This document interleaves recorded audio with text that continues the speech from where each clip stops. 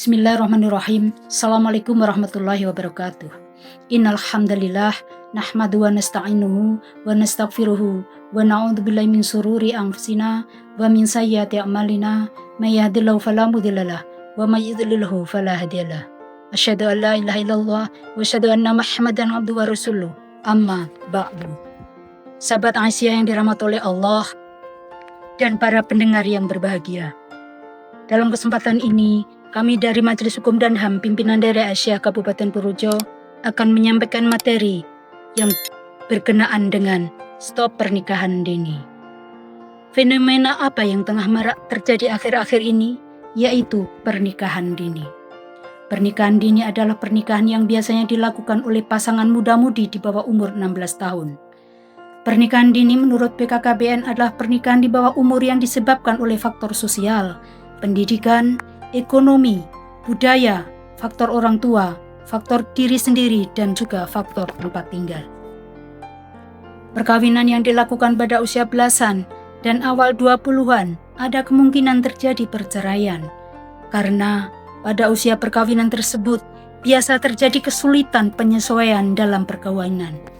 Baik penyesuaian dengan pasangan, penyesuaian keuangan, penyesuaian seksual, maupun penyesuaian dengan keluarga pasangan.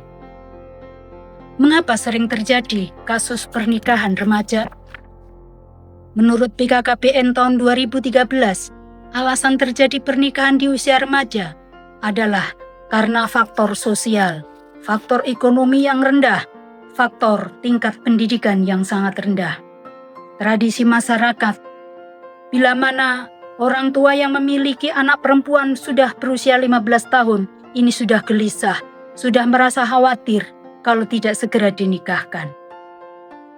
Ekonomi yang sangat rendah, karena diiming-imingi ekonomi, materi, maka rela anak remaja, anak gadisnya yang masih usia dini dinikahi oleh orang yang sudah dewasa. Kemudian tingkat pendidikan yang sangat rendah, belum memiliki pengetahuan tentang pernikahan. Mengapa pernikahan remaja tidak disarankan? Dampak pernikahan di usia anak diantaranya adalah faktor kesehatan, ekonomi, sosial, dan psikis. Ekonomi.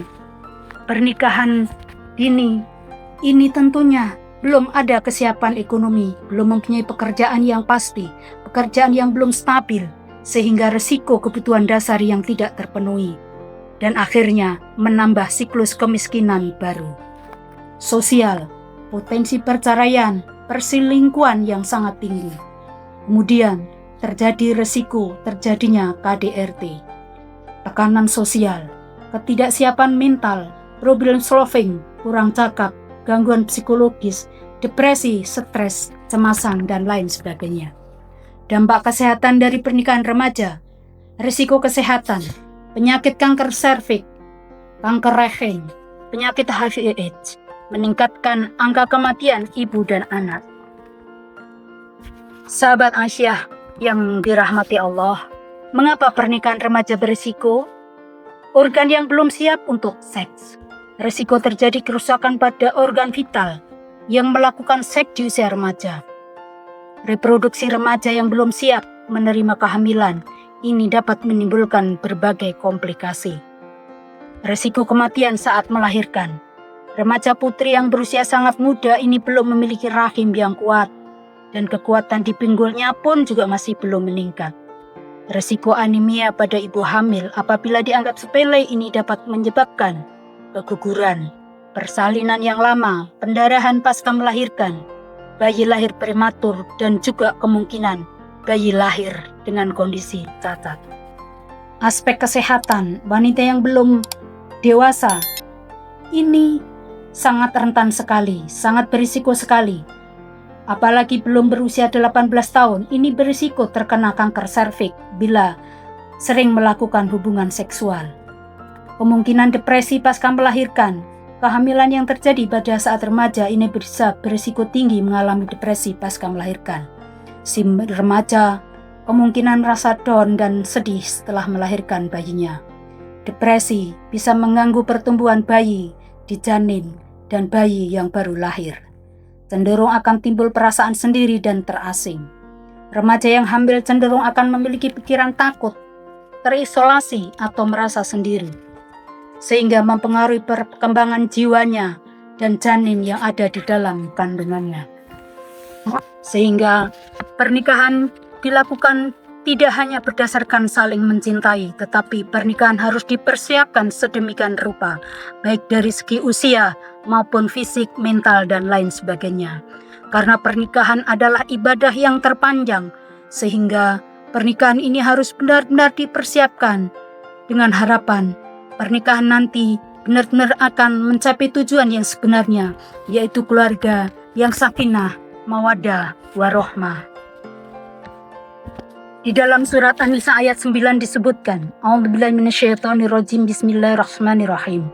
Wal yashalladzina la taraku min khalfihim dzurriyyatan di'afan khafu 'alaihim falyattaqullaha wal yaqulu qalan sadida.